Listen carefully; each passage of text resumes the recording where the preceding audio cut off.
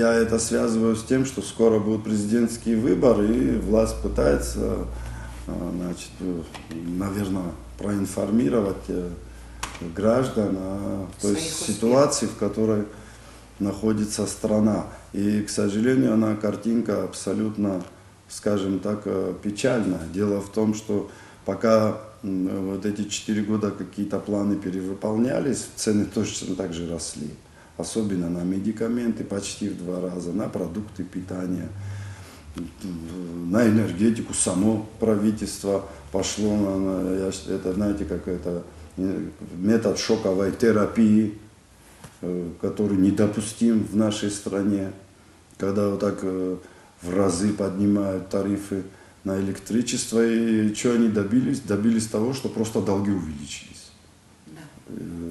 Поэтому результаты вот такие печальные. Еще раз хочу сказать, учитывая ту же обстановку в мире, о которой очень много говорят руководители государства. Но я смотрю новости,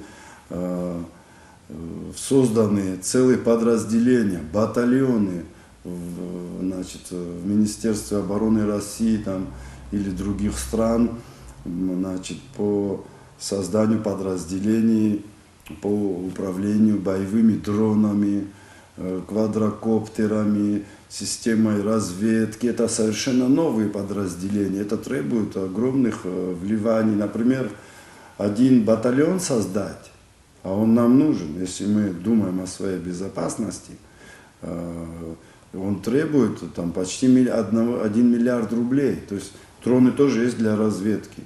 Есть, значит, с небольшим зарядом, есть с большим зарядом. Учитывая то, что, значит, Грузия вооружается, и эффективность этих подразделений, и соразмерность цены, то есть, например, сколько стоит артиллерийский снаряд, и сколько стоит дрон, который может поразить танк. Нам надо сесть и высчитать, сколько у нашего противника техники, на каждую технику сколько надо иметь дронов, сколько надо готовить специалистов. И эти специалисты, они не должны быть срочниками.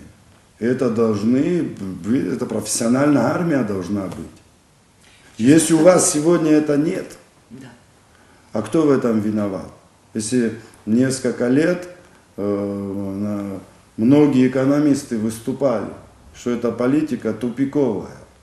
И Даур Леонтьевич выступал, Курмазия, и Хатуна Шатыпа выступала, и другие предупреждали.